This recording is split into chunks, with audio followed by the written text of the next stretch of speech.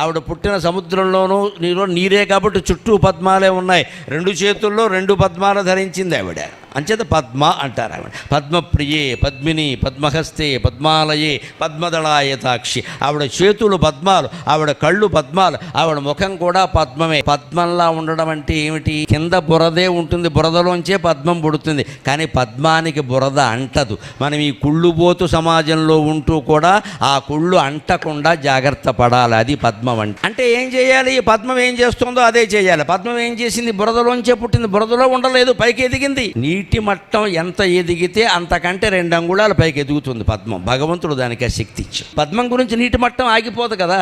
చెరువులో నీరు పెరుగుతూనే ఉంటే ఒక్కోసారి తరుగుతూ ఉంటుంది. చెరువులో నీరు పెరిగింది అంటే పద్మం అప్రయత్నంగా ఇంకో 2 అంగుళాలు పైకి ఎదుగుతుంది. అంటే నీ జీవితంలో దుఃఖభారం సుఖభారం కూడా 2 పెరిగినప్పుడు నువ్వు అంతకంటే ఎత్తుగా ఎదుగు, అప్పుడు సుఖంగా ఉంటావు.